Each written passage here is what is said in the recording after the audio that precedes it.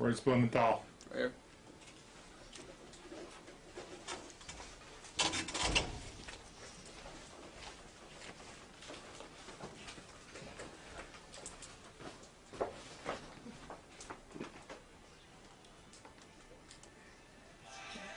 I can't get it shut down. I want to pull up the things. The music to shut down? Yeah. I'm going to do that. Okay, there. You can close iTunes for you if you want. Yeah. We'll do that later. I'll pull that out so I keep going.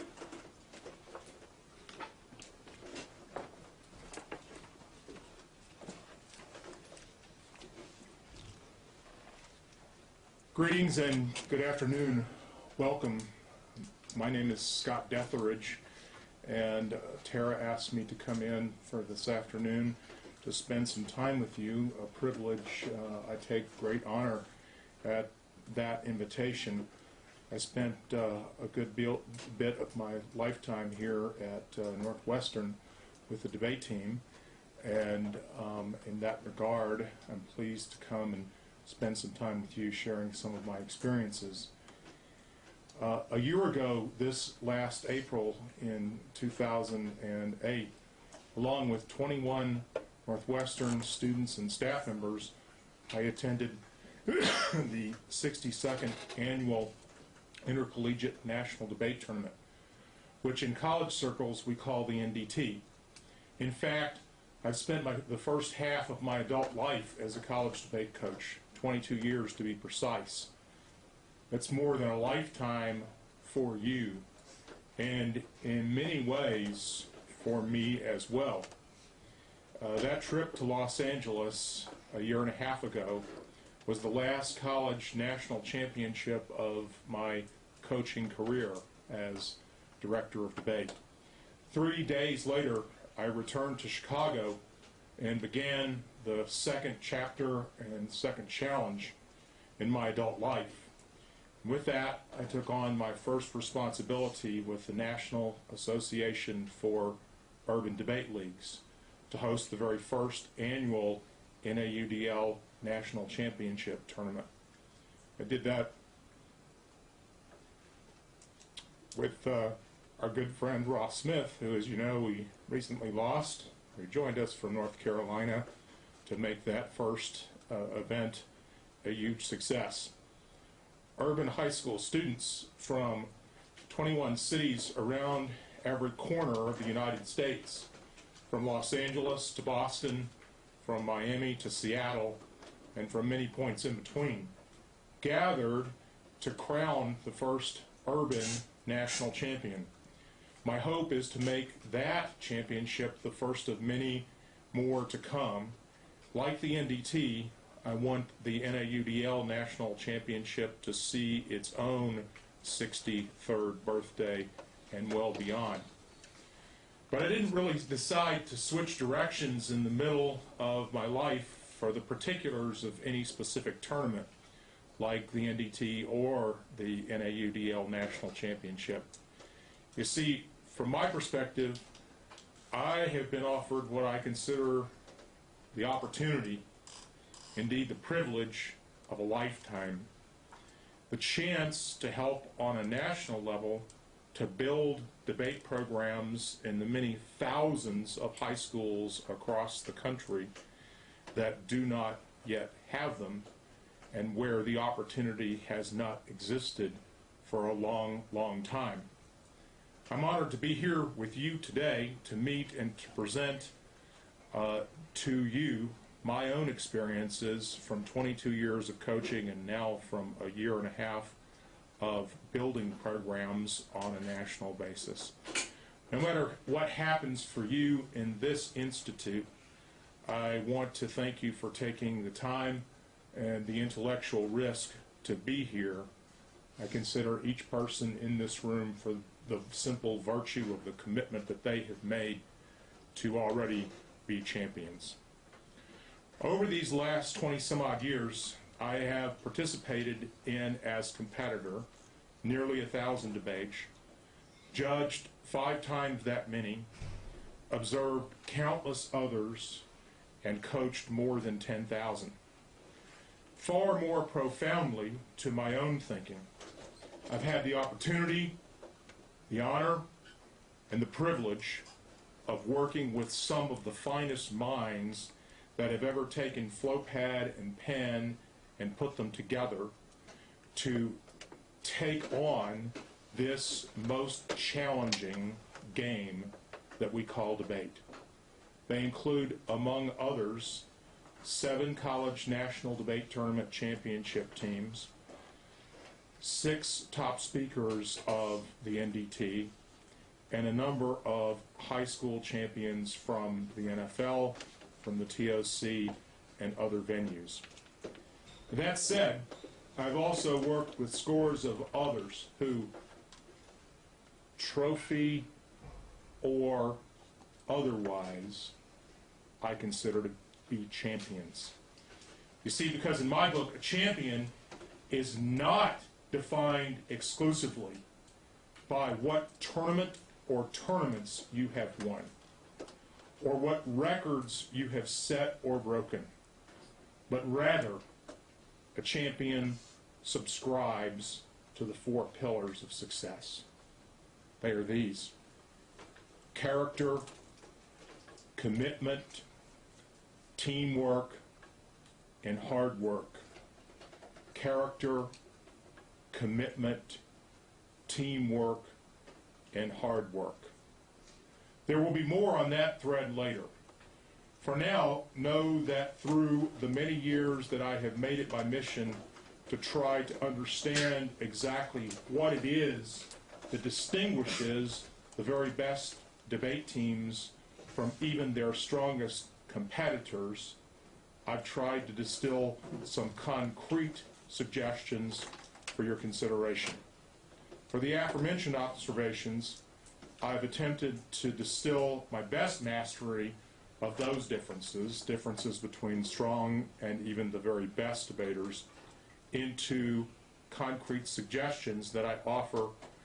They are here today not particular to any specific team, case, argument, but instead are intended to be characteristic in nature. They describe a way of thinking about the process of effective rebutting, a process that is, at its best, instinctive, second nature for a winning rebuttalist. As you head into the home stretch of your institute here at Northwestern, I ask for this hour of your time to consider these reflections for your own experience and growth. There are 13. Number 1, choose. Choose. If you leave this institute and this session with only a single principle in tow, make it this: choose. The first, most essential lesson of effective rebutting is choice making.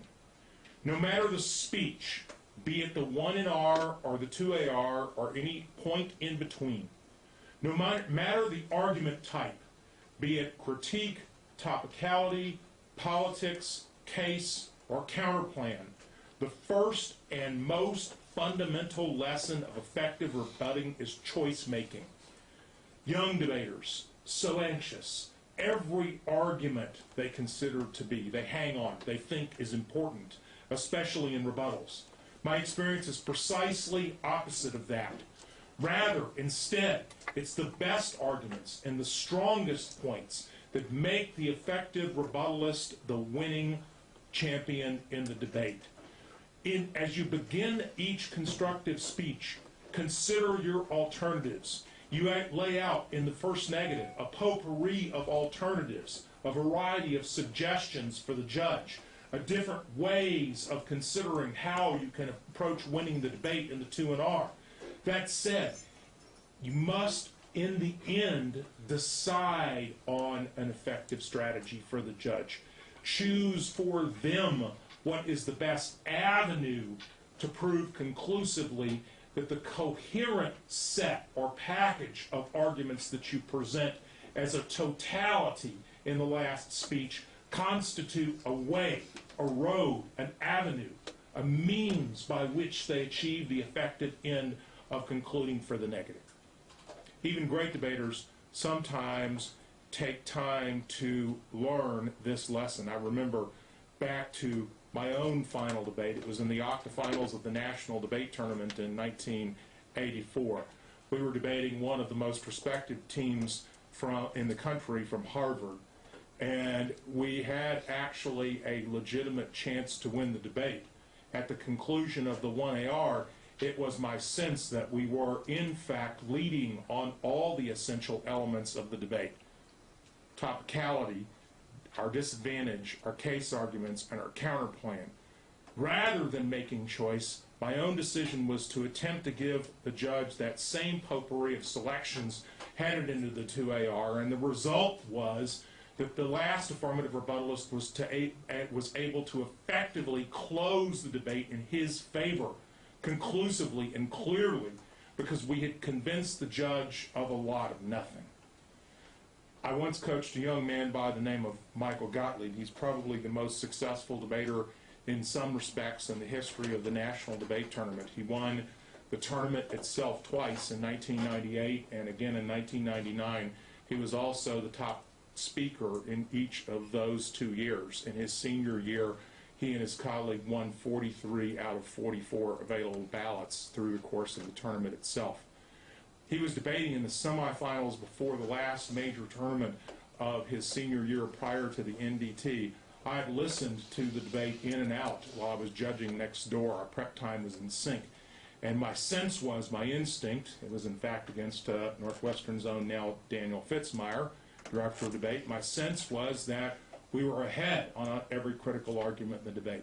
Mike came out, I didn't hear the 2AR, I was judging, Mike came out and I said, what do you think? And he said, I said, what did you go for? And he said, everything. And I said, Mike, lesson number 1. And sure enough, 30 minutes later, the decision 2-1 affirmative for Emory. I also remember back to a final round at the National Debate Tournament in 2005, a debate for which Northwestern was affirmative and Berkeley negative. And my sense was that we were in fact behind by a substantial portion for a big chunk of the debate. Berkeley had substantial advantages, substantive advantages on essentially every critical issue in the debate.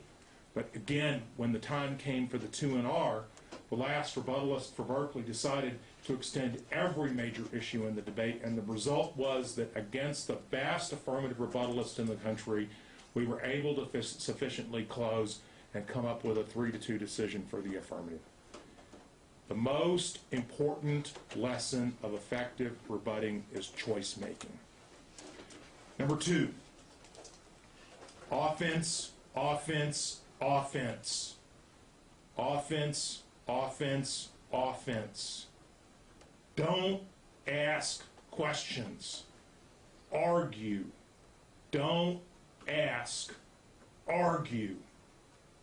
They often say about different situations in debate that teams on either side play defense, that they make defensive argumentation in order to try to fend off what the other side is bringing to the judge's plate. My own view is that effectively presented, there's no such thing as a defensive argument.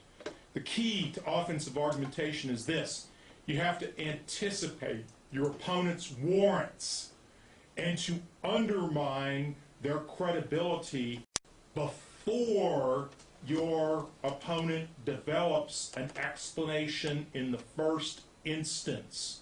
Let me repeat that.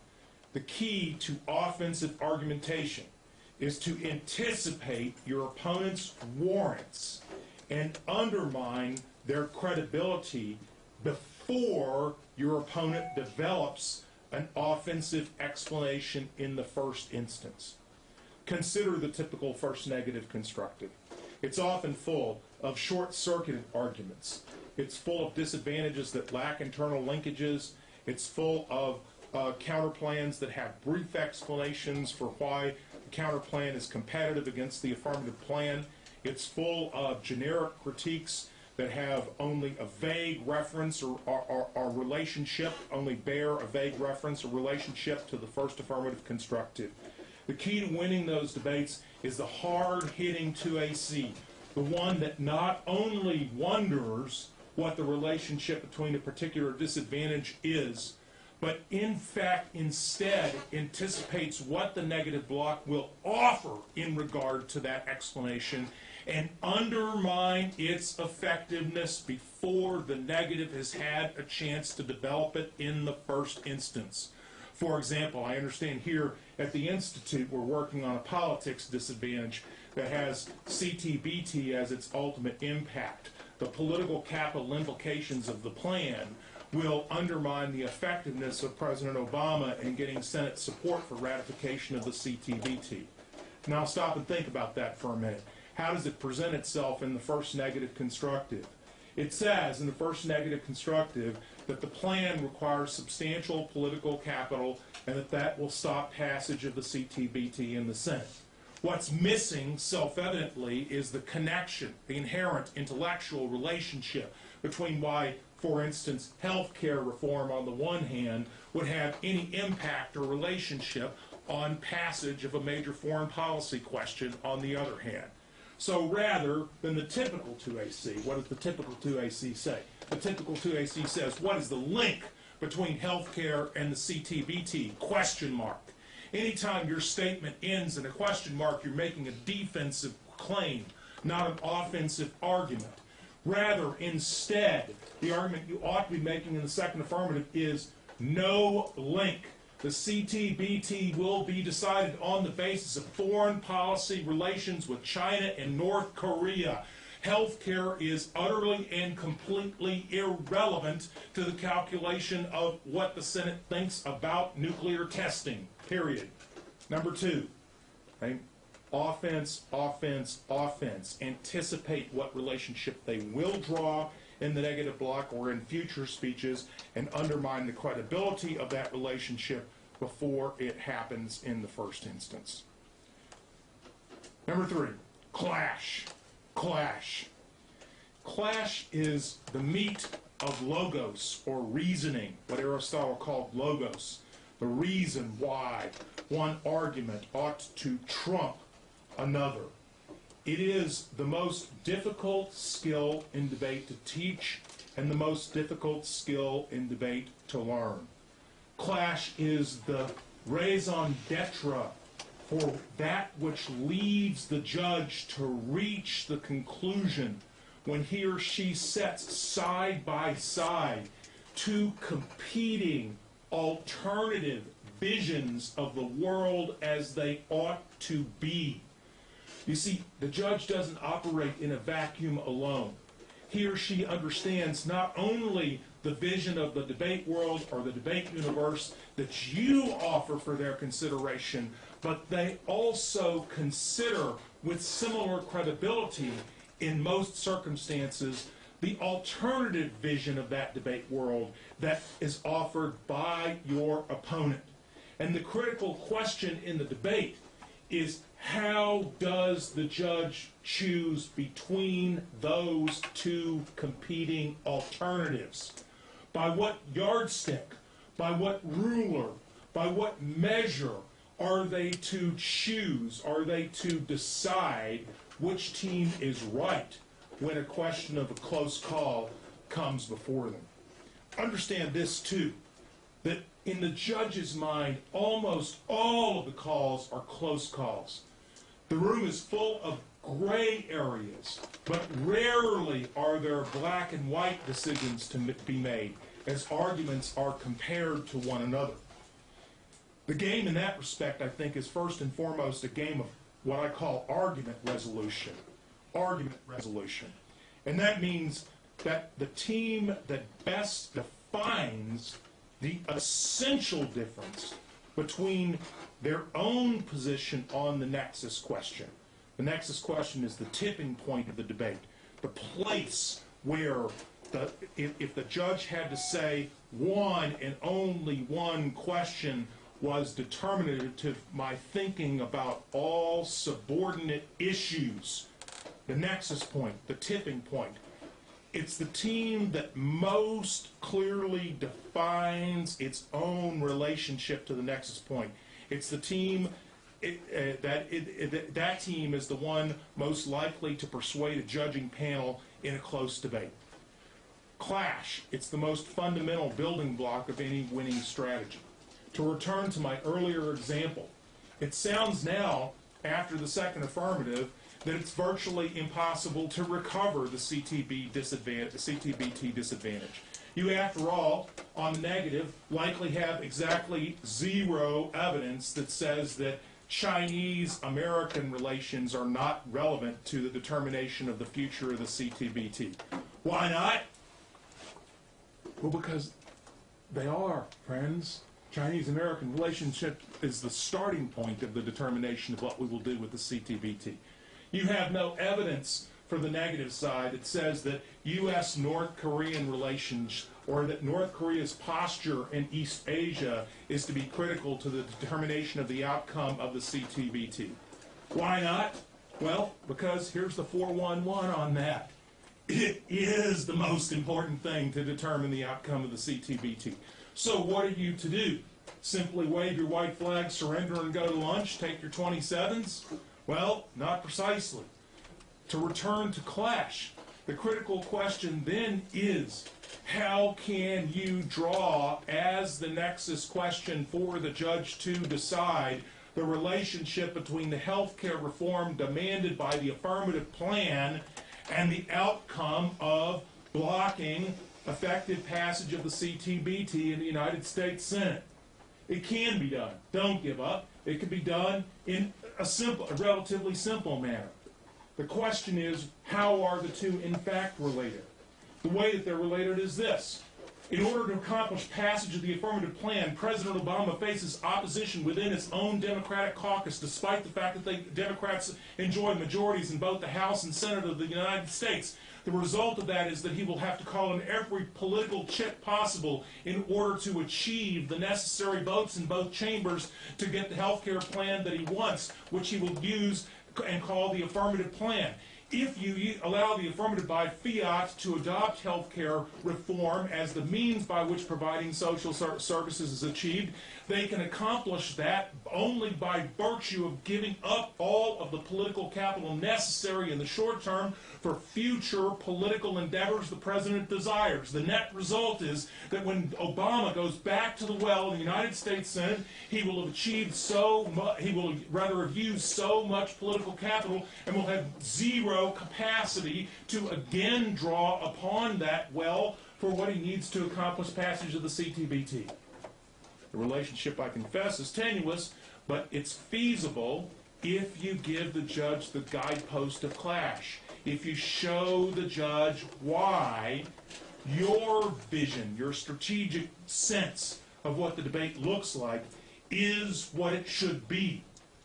You have to control the ground of the debate, or control the clash of the debate, and you do so by virtue of clash. Clash, the most fundamental building block of any winning strategy.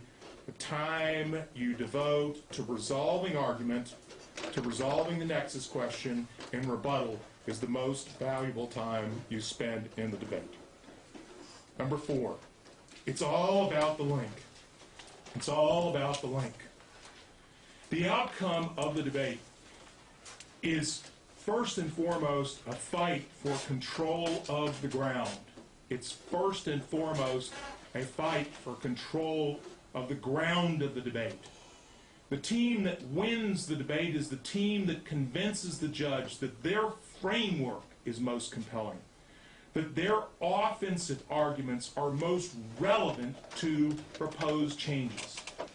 That's not just about affirmative plans. It is, in fact, about affirmative plans. What are the disadvantages? What are the critical arguments against affirmative plans? But it's also about negative counter plans. What are the disadvantages? What are the reasons that they may be undesirable? It's about critical alternatives and the way that critique alternatives function to change a world vision in ways that may be positive or negative. It's about anything that constitutes a competing alternative, a plan versus a counter plan, a critique versus an affirmative plan, a critique versus a counter critique. any way that a team poses two systems against one another, it's all about the link. In this sense, the notion of offensive arguments is a broad one, not a narrow one. It's a broad one, not a narrow one. For the affirmative, case arguments, case advantages are offensive.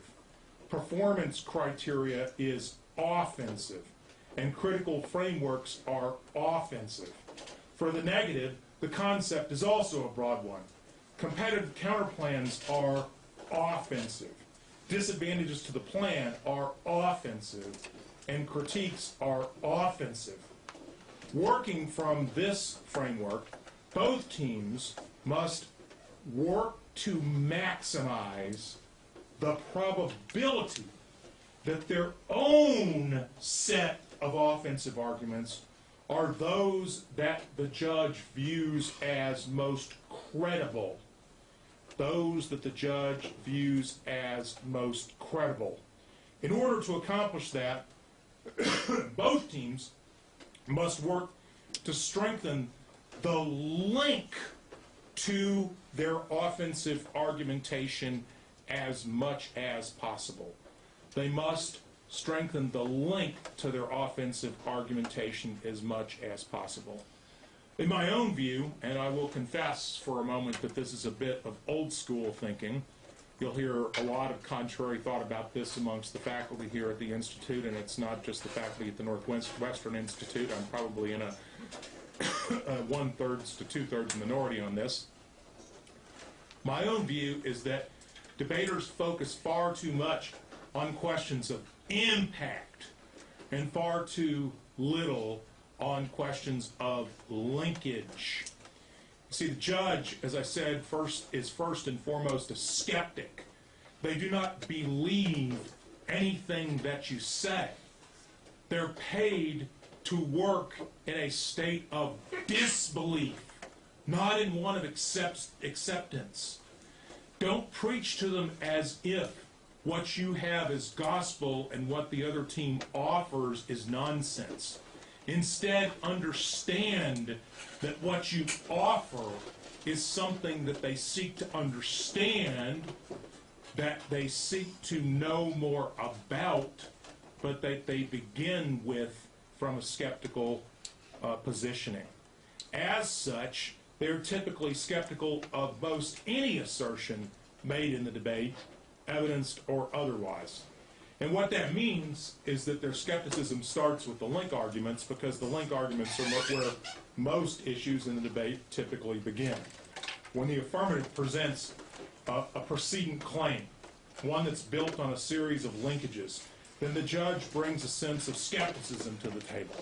They don't really believe, for instance, that the steps required to prove that poverty ultimately ends up in a global economic collapse are in fact credible. When the affirmative says that economic collapse results from the absence of our capacity. Why are they skeptical of this? Because they've seen it happen before. They know that we've had poverty for years and years and years and years before. They've seen the Great Depression happen before, or at least they learned the historicity of the Great Depression. And they know that even in that calamitous environment of poverty, that while things were certainly bad, that we avoided global economic calamity in the sense that the affirmative describes it, in the sense that it can grab hold and end the world. And so, accordingly, it's the process of building the relationship between cause and effect that you have to focus on first and foremost, the link question that you have to begin for building the effective persuasion of the judge. Negative link arguments engender similar skepticism. The result, we've used this example before, but the proposition on first blush to the judge that passage of health care reform, or that social services plans, or that plans that create greater deficits will in the end prevent President Obama from accomplishing political ends in the foreign policy realm seems fanciful at best. And so the judge's skepticism focuses on the first series of linkages the relationship between the affirmative plan and the desired outcome that the negative chooses to present as its offense. The result of that is that debaters have to work much more aggressively to construct not only a tenable, but a highly credible case for the link, for the world that they wish the judge to envision. And that's not a matter of repeating generic link arguments in the negative block or repeating taglines and solvency arguments for from the 1AC. If you read your critique argument, for instance, to attempt to describe that labeling people as being impoverished somehow codifies their status as impoverished, stop and wonder about that for a moment. What did you think when you first heard that argument? Well, one of the natural reactions that you must have had to it was, but a lot of people are impoverished, and we didn't make them that way by calling them impoverished. The judge has the same thought in his or her mind, and the result is that in order to make that claim credible, you have to reach not just to the generic language of what your link argument and evidence reaches, but instead you have to go beyond that to the particulars of what the affirmative has said, to the exact claims the affirmative has made. For the negative, what that means is that in the negative block, it's about building what we call the link wall. The link wall is the series of arguments, essentially an armada that creates the credibility of what happens when the plan passes, were it to in fact be passed. The corollary to this is that uniqueness and link arguments, in my mind, essentially meld together as one and the same. How many times have you been in debates so far in your young debate career where the affirmative team has offered uniqueness arguments against your disads to which you've had no specific evidence? There's claims about Obama's political capital or his credibility, and the affirmative will say X, Y, and Z have already eroded his political capital or credibility. And you have no evidence to counterattack the specific proposition, for instance, that his position on gays and the military threatens his political capital and the status quo. So the result is that you have to convince the judge that the plan, that it's about the plan, which is the critical breaking point that can define what that's about. For the negative, it's about reading more evidence. Catch this one, believe it or not, I advise people to read more link evidence on the negative to their negative generic arguments in the negative block, even when the link argument is barely or not at all challenged in the 2AC. Now, I'll put a caveat on that, and my caveat is not true when the only thing the affirmative does is impact turn your argument.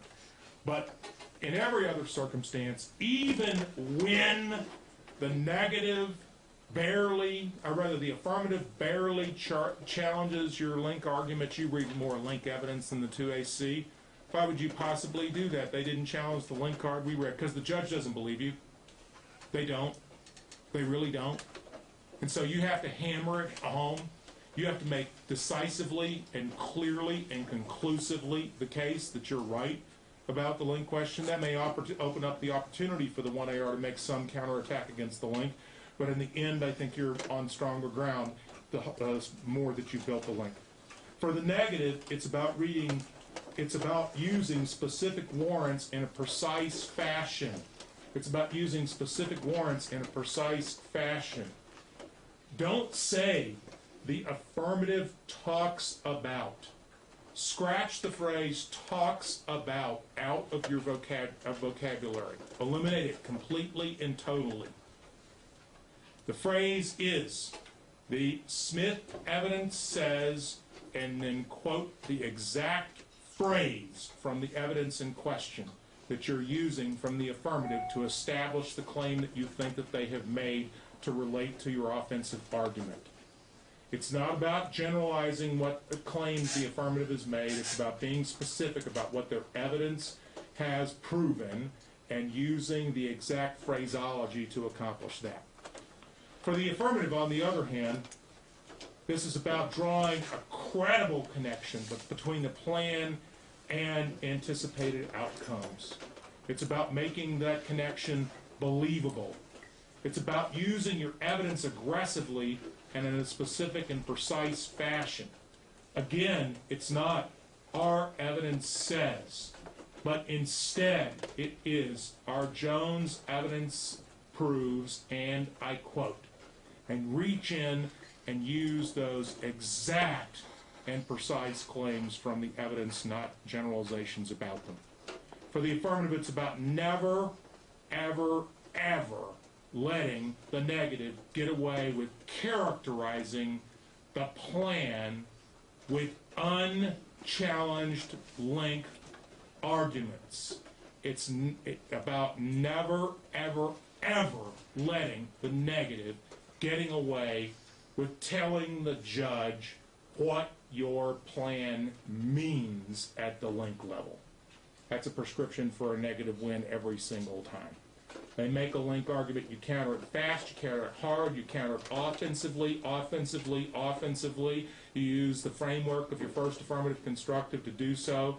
It is about using the 1AC in an offensive and retaliatory fashion to control the ground of the debate.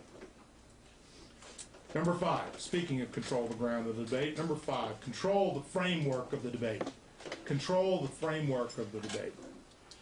You'll learn soon enough in the next few minutes that I'm a great sports fan, and I use a lot of sports analogies. I'll try to make them accessible as possible to those of you in the room who are not sports fans in particular. But when I say control the ground of the debate, I think of it this way. They say that football is a game of inches. Football is a game of inches. And of the thousands and thousands of inches that are fought for in a close football game, only a very few determine, in the close game at least, the outcome. I think back to, for example, watching some years ago, the Tennessee Titans, who were once the Houston Oilers, being a Houstonian myself, play in the Super Bowl. They won that Super Bowl, if but for an extra 4 inches. But they didn't have an extra 4 inches because they didn't have any more time on the clock. The outcome of that game could be won by one team, and there were probably 10,000 inches worth of ground covered in that game. Debate, similarly, is a game of words. Like a close football game, the outcome of a close debate is determined on the basis of a few words, not many. In the same way that a close football game may come down to 1 or 2 essential plays, so too may the outcome of a good debate come down to a single strategic decision or a particular tactical argument. The entire debate is first and foremost about the essential question upon which its outcome turns. What that means in practical terms for you is that if it is in fact the case, your desire to win the debate by proving that your advantages outweigh the negative disadvantages, then you have to do that first and foremost by convincing the judge that the framework by which he or she should decide the outcome is impact-based. Similarly, if you're on the negative and you want to win an impact comparison, most likely you have to convince the judge that the outcome of the debate is probability-based. The probability of our impact may be small. The impact to our disadvantage may be small. But the significance of it is so severe. The risk may be minimal, but the significance of the impact is so severe that you should choose probability analysis instead as the way to think about the comparison and how to choose between competing versions of the debate.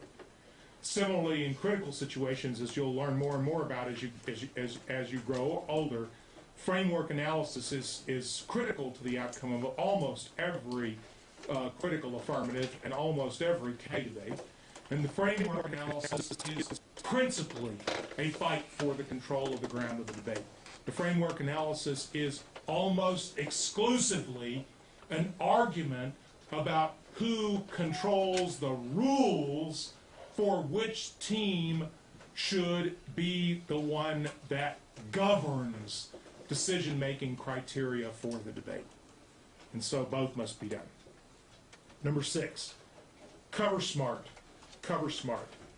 You see, one of the things that you've learned over the years, or over the short year for those of you who are sophomores who have been engaged in the game, is that at first this debate game seems pretty easy. You start as you're at the beginning of your novice year, and you've got these files that the older students on your team have given to you, or that you've gotten from off the web page from some workshop or wherever you've gotten them, and you know, you're a pretty smart kid. You zip through them, and you know, you're there doing your YouTube and reading your blocks and whatever, all at the same time, multitasking. It's an early version of multitasking, and you go in the first semester and you kind of figure out that, well, gee, you know, I got a little more developed material than the other side most of the time, and we just seem to talk a little bit quicker. And then you discover this format, and they give you the 1AR, and you think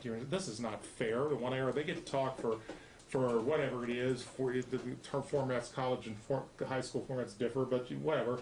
You know, the negative gets their 12, 13, 14 minutes, and then you get your, like, 5 to talk, and you think that's not fair. But then all of a sudden it's not that big a deal, because the negative team on the other side hasn't really learned yet what to do with the block, and so the 1R stands up and says, you know, now what my partner told you was, and he or she repeats most of what their colleague just said, and you figure out that this coverage game is not that big a deal, and so what? Keep going along, your novice year progresses, and then all of a sudden, you know, the little shits on the other side, they start talking a little bit faster too, because they start figuring out that if they quit talking so slowly, and then they figure out that if they don't repeat everything in the negative block, but say different things all the time, that your life is going to be more hellish than it was before, okay? Well, all of a sudden it's a lot more difficult, and then the worst comes.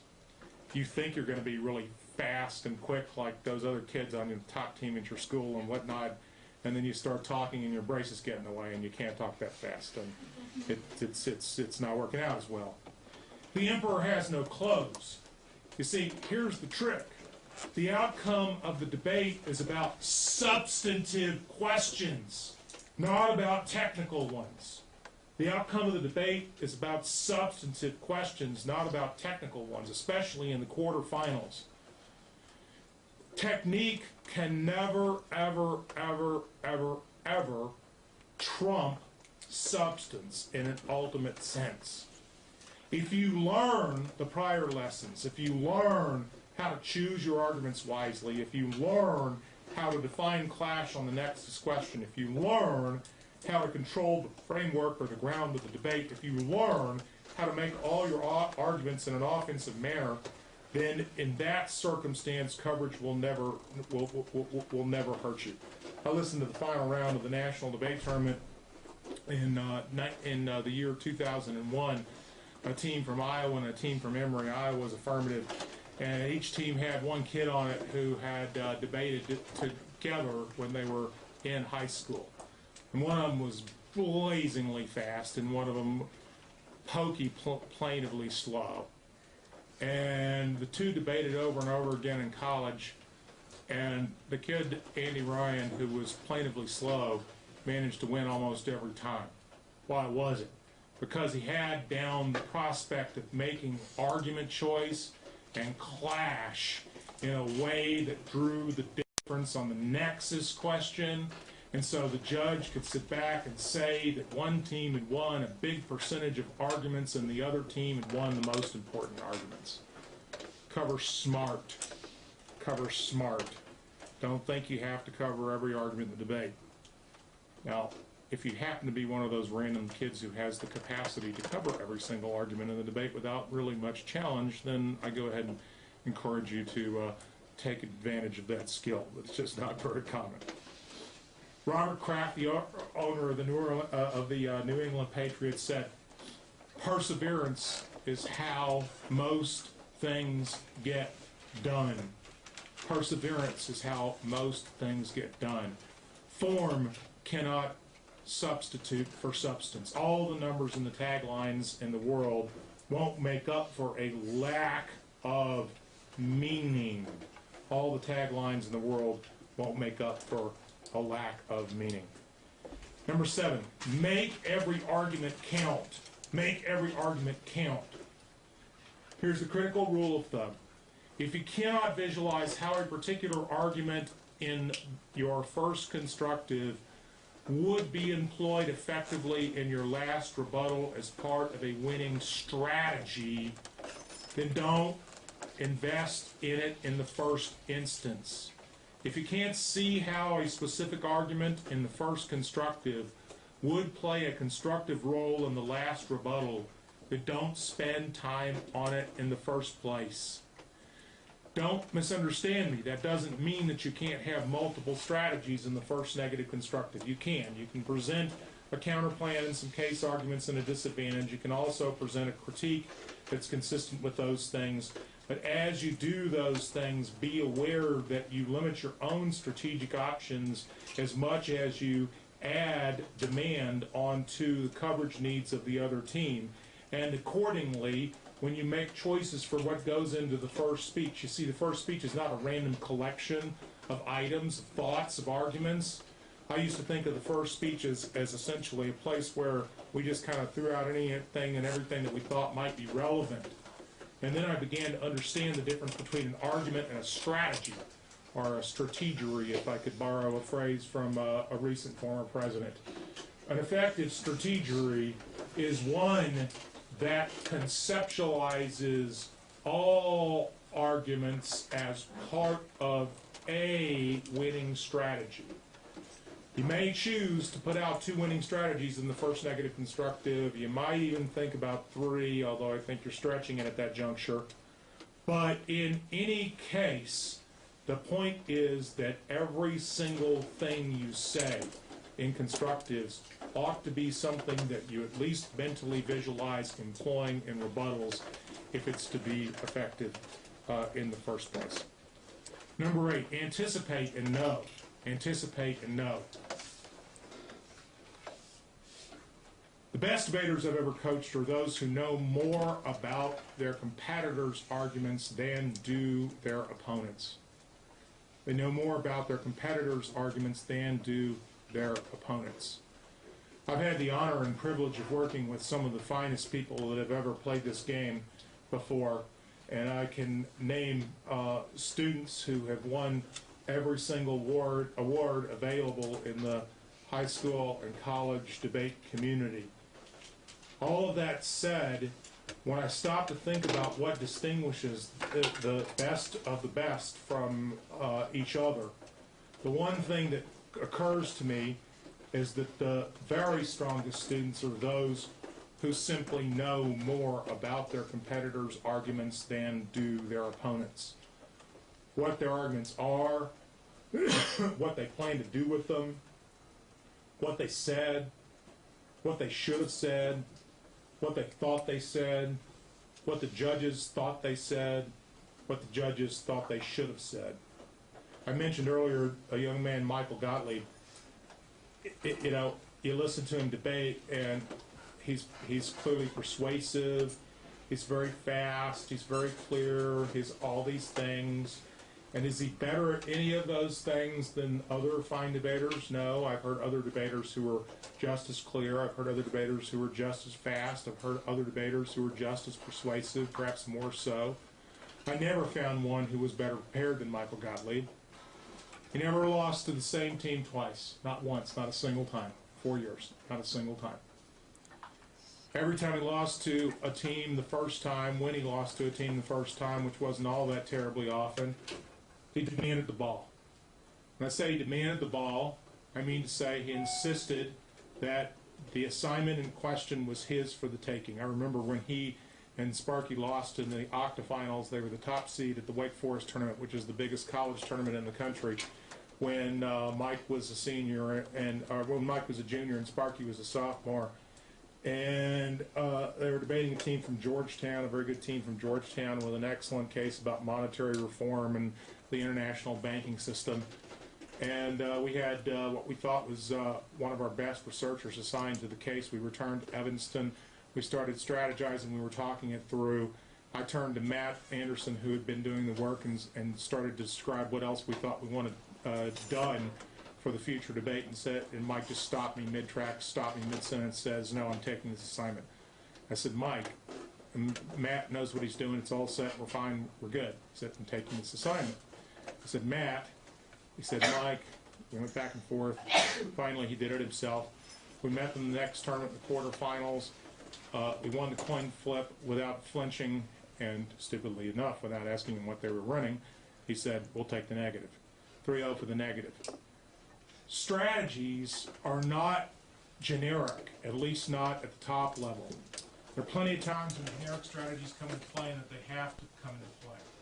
But the more specific that they are at the top level, and the more greater your odds of winning critical debates are.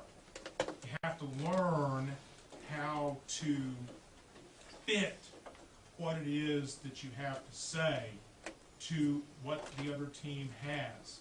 Even when you're using your generic strategies, you've got to make them fit. And what that means when you're negative, for instance, is that you take the first affirmative and you don't generalize about what claims are made in the first affirmative. You make specific references to exact phrases, exact phraseologies, exact parts of their evidence, exact claims that they have made. Make effective strategies fit in a very specific manner. Effective strategies demand specifics. They are not based upon tricks, but rather they are based on depth of knowledge, depth of reading, depth of understanding, depth of literature. They are grounded fundamentally in the differences between what the two sides advocate and what is supported in the literature on both. Understand that as well or better you know your arguments than your opponent, the better off you have a chance to win. John Smith was a world-class wrestler and coach at Oklahoma State University. He coached 6 world championship wrestlers. He said this. He said, "Win or lose, you will never regret working hard, making sacrifices, being disciplined, or focusing too much.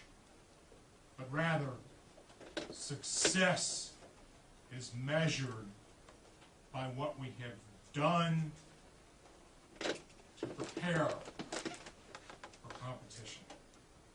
Success is measured by what we have done to prepare for competition.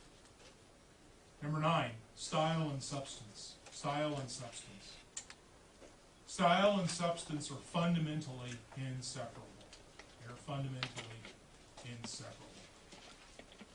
Aristotle said 6,000 years ago that there are 3 forms of proof: ethos, logos, and pathos.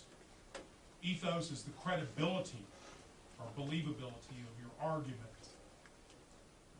Logos is the logic or reason of your argument.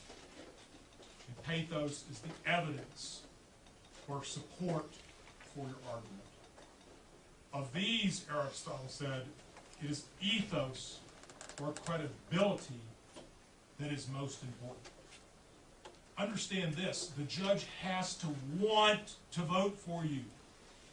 They have to know, they have to hear, they have to feel, they have to believe.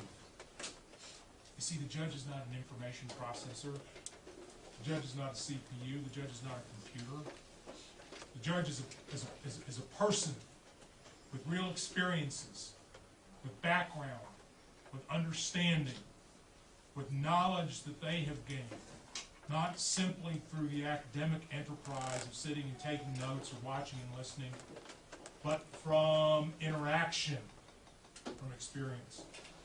And in that regard, when you present to them, the thing that the debate judge brings uniquely to the table that other people may not is that they bring a willingness to hear and listen to any angle, approach, substance, or situation, no matter how unique or different from what their own experiences dictate. This does not suggest that they accept per se and de facto solely because you say what you say, but instead they have to want to believe. Style and substance are fundamentally inseparable. Along with that, put away the bravado. Bill Parcells, longtime NFL coach, said, confidence is born out of one thing: demonstrated ability. Confidence is born out of one thing: demonstrated ability. It is not born of anything else. You cannot dream up confidence. You cannot fabricate it. You cannot wish it. You have to accomplish it. Confidence is born of one thing: demonstrated ability. Number 10, narrate and judge the debate. Narrate and judge the debate. The key here is to learn how to write the ballot for the judge. How to write the ballot for the judge. My college coach used to say this to me all the time, right before going into a debate. Part of his last advice was, especially when we were affirmative and I was doing a 2AR, he'd say, remember, you've got to write the ballot for the judge. And at the time, I thought I had this queasy sense, this understanding, this rough gut instinct for what he was trying to tell me to do. And then it occurred to me one day, I was judging a practice debate in the conference room at the Hardy House, and at the end of the debate, which I thought frankly was highly mediocre, I asked both teams to engage in an exercise. That exercise was this: I said that you have to start by understanding the other side's strengths, not their weaknesses. Understand the other side's strengths, not their weaknesses. I said to each team, I turned to the affirmative and I said, I want the two of you to take 5 minutes to describe to me why you think the negative your opponent has won this debate. And they kind of looked at me a bit perplexed, and they went off in conference for a bit, and they came back and they made a little presentation. Then I turned to the affirmative, or the other team, and played the same trick. Said, I want you to describe to me why you think your opponent has won this debate. What that forced both teams to do was to get into the mind of the judge and understand where the strengths of their opponent lie and what impact that assessment may have on the judge's thinking. In this respect, you have to understand that you've got to give the other team credit. Know that the world is full of that full of that gray argumentation I described earlier, not exclusively of black and white argument differences. Use this rule. How do you execute that in a debate? Take the first 30 seconds of your prep time for the last rebuttal and ask yourself this question: if we are to lose this debate, why will it be so? If the judge will look at us at the end and describe a ballot for our opponent, where would her reasoning begin? Then start thinking about how to prepare your rebuttal around the answer to that question. And when you do so, you will improve your win-loss record by a measurable and noticeable percentage. Number 11, teamwork. Teamwork. Michael Jordan said that talent wins games, and that teamwork wins championships. Let me repeat that. Talent wins games, and that teamwork wins championships. can't tell you the number of highly skilled, very talented debaters I've watched who I thought could have been superstars, but instead ended up as consistent octafinalists. And the reason, in my view, that they ended up being consistent octafinalists is either because they didn't put enough effort into it required to make the final leap, or in the alternative, even if they did, they focused on individual gain of glory and not on winning debates. I remember a recent debater who graduated in 2006. I judged his final debate, enjoyed listening to him every time. He was a terrific public speaker, top speaker at a couple of major tournaments. But I also remember interacting with him at the end of the day at several tournaments where his principal concern was how the speaker points were doing. Not who his next opponent was, not what the next set of arguments to be produced were, not what the next challenges and opportunities were, but how well he'd done that day on the speaker point grid. Remember something, you are on the same team, you are in this together, your colleague will make mistakes. Know that. I can promise it. Your colleague will make mistakes. Guess what? So will you. Divisiveness over errors will not help. The past is relevant only insofar as it informs future decision-making, future strategy, future argument choice, and future debates. Respect your colleague. Understand that they have reasons for the choices that they make in debates. Know that at the end, when they deliver their rebuttal, it is ultimately their choice to be made. They can consult and should, but at decision-making time, one person's got to make the call, and that one person is the person about to speak. Phil Jackson said that we alone can destroy our championship opportunity. We alone can destroy our championship opportunity. For the rest of you, know the teamwork is the focused work that you bring to the table to aid in the effort. Pat Riley said, the truly great actors go out of their way to make sure that their supporting actors are brilliant because they want the play to be great. These are the people, he said, who really understand the essence of leadership and teamwork. And Robert Woodruff, former president of the Coca-Cola Corporation, said, there is no limit to what you can do or where you can go if you don't mind who gets the credit. If you don't mind who gets the credit. And Jamie Coben, student at Brown University, 3-time NCAA Crew National Championship winner, said, it is important to respect both your teammates and your opponents. Because friendships make victory last forever. Number 12, prepare to win. Prepare to win. Prepare to win means that strategizing is an everyday affair.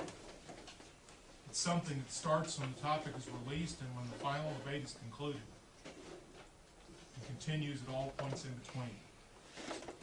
Preparing to win is about using your prep time effectively. In a tournament context, that means that your prep time for a specific debate starts when the pairing is released and concludes when the judge's decision is announced and explained fully. not before or after. You have to learn to research and practice on a regular basis. I remember in 1995, I was at the National Debate Tournament with a team, Sean McCafferty and Jody Terry. They had won the NDT as sophomores in '94, the youngest team in 35 years to win. And Jody was having trouble on the affirmative. They had just lost their second affirmative of the tournament in round 6 and were 4-2. And he came out and said, I need to re-give that to AC. That for somebody who'd already won his first national championship, and by the way, was about 36 hours away from winning the second. He found a corner in a hallway outside of the kitchen where a caterer was working to serve lunch to 500 people. He had redid it to AC. Be detail-oriented. Know your strengths and your weaknesses. Take advantage of one and balance and correct for the other. Take advantage of your own strengths. Mike Singletary was a student at Baylor when I was an undergraduate there. For those of you who don't know Mr. Singletary, he's probably the finest middle linebacker ever to play professional football. Upon his retirement and induction into the NFL Hall of Fame, his coach Mike Ditka from the Chicago Bears said of Singletary that he prepared for each game as if it were his last. And the 1968 Olympic gold medalist Jean-Claude Kelly said, every day you must challenge yourself to do better than the day before. Number 13, focus and concentration. Focus and concentration. These are the keys. Together, they unlock the secrets. The secrets are the fundamentals. Choice, clash, offense, controlling the ground of the debate, all of the rest. Focus and concentration are the keys that unlock those and make them the instinctive skills they need to be. These skills, as simple as they seem, will help you overcome the most demanding obstacles. Together, they will permit you to rise to the most challenging situation you can imagine.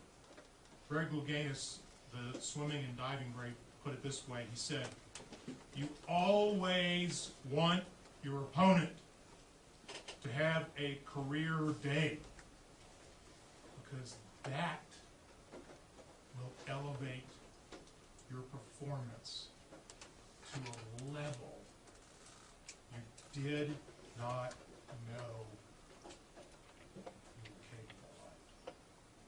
And Chris Everett, the tennis champion, added simply, single-mindedness. That's what it takes to be a champion. I can't promise immediate results. These fundamentals may not work in round 4 at your first tournament against a case for which you have no evidence, or they may fail you in a particular elimination round where your strategy is skewed by misunderstanding by you or the judge. But in the end, I can tell you this, they are your first, your last, and your only best chance to be the best that you can be. For each of you, this will be a long and difficult road. Remember something. Nothing worth having ever comes easily. But with patience, hard work, with commitment, with dedication, and with the fundamentals in your sights, these things will get you to where you want. We've talked a lot this afternoon about great debaters and great debate teams. And I've used a number of examples from my own career of people with which I've had direct experience. I said in my opening remarks that I would return to this theme, a proposition, greatness is not defined exclusively by winning watches or trophies or other awards. I've had the honor of working with the names and faces, some of whom you know, NDT champions and top speakers.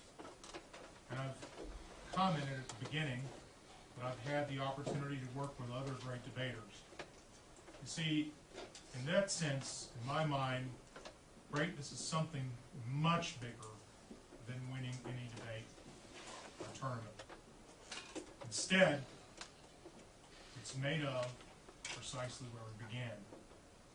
It's made of character, it's made of commitment, it's made of teamwork, it's made of hard work.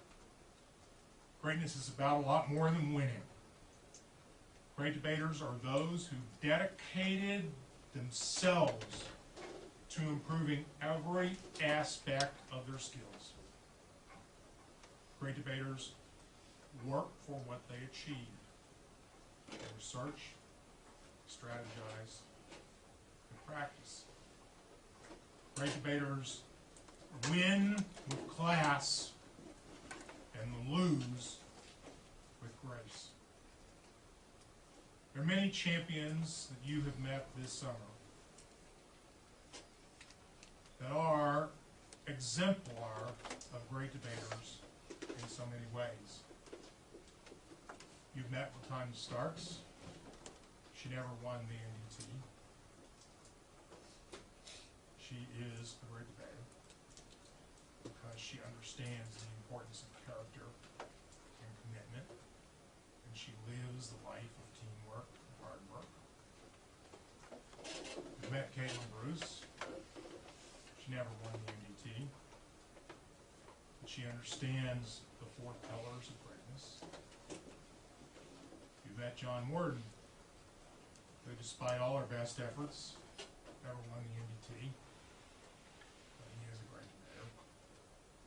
And his greatness comes not just from the shelf full of trophies that sit in his mother's den, but instead from the character and commitment that he exemplifies in the teamwork and hard work for which he lives.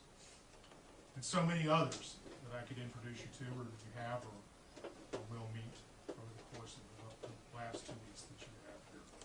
The point remains that greatness is defined not by a specific tournament, not by a topic, not by a trophy. It's defined by a set of characteristics, the four pillars: character, commitment, teamwork, and hard work.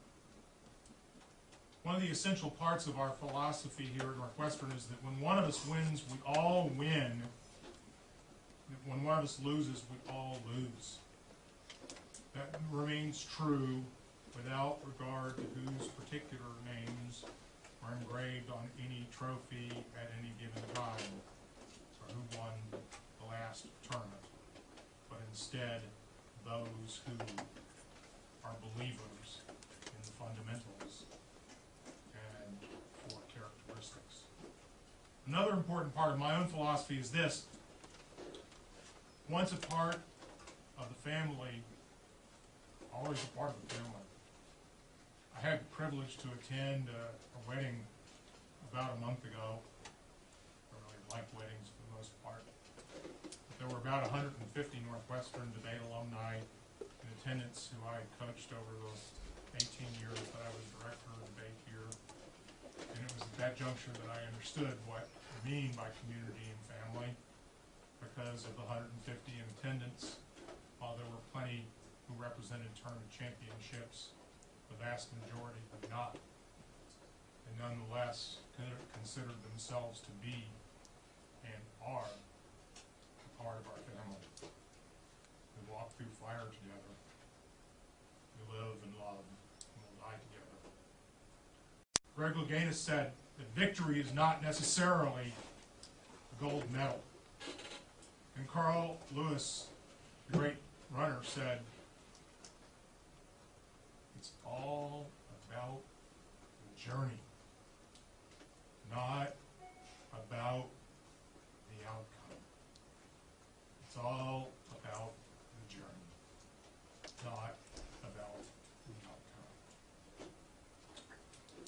As I wrap up this presentation and leave some of you this afternoon, I leave you with three closing thoughts. The first is a quotation from an American philosopher of the early part of the 20th century, a man named Alexander Linkage. He said this.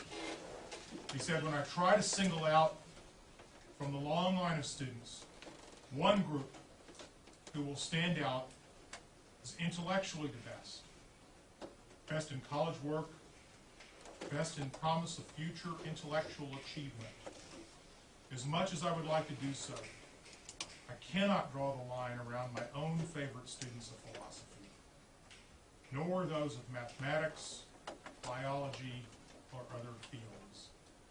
Nor could I fairly award the palm to the accomplished students of Phi Beta Kappa. It seems to me that stronger than any other group, in intellectual fiber, keener in intellectual interest, better equipped to do battle with the coming challenges, are the debaters, those who band together with friends from other schools to search for solutions to the great challenges of their day. The second is a quote from a man from northern Iowa. I was at a tournament there in the early 1990s, and they had a presentation of some of the finest graduates, most accomplished graduates from the university, a display. And this particular quotation struck me so that I grabbed from my briefcase a pen and a flow pad and I scribbled it down. And it's now inscribed on the wall in my office at the National Association for Urban Debate downtown. I read it at the beginning of every day. It says this: never be afraid of taking calculated risks in your own work, in your personal life. Be willing to work longer and harder at your craft than the next person. Never settle for being good at something. You can be great. Learn to be hard on yourself when you don't quite give it your best. And easy on yourself when your best isn't quite good enough. Know that failing means only that you did not achieve your desired goal, and that the sooner that you take the word can't out of your vocabulary, the better. And finally, my own reflections. I'll say this: make no mistake, as I stand before you today at the precipice of age 50, and I look back at all of my life experiences and all of its successes, all of its failures, all of its accomplishments, all of its disappointments. I rest confident knowing this, knowing that debate, no other experience, but that debate has had the most profound impact on my own sense of self, on who and where I am today. As I look back on the contours of my own life, many things about it I would change if I could. But not this. The long hours, the demanding schedules, all that goes into effective debating, effective coaching. The lost weekends, I would do it all again. I would do it all again, not for any particular tournament or trophy, not for the specifics of any topic, not even for the intellectual benefits that debate bestows upon its participants, critical thinking and the like. I would do it all again for the chance to work with hard-working, dedicated, and committed students like those assembled in this room. Thank you for your time, and I appreciate the opportunity.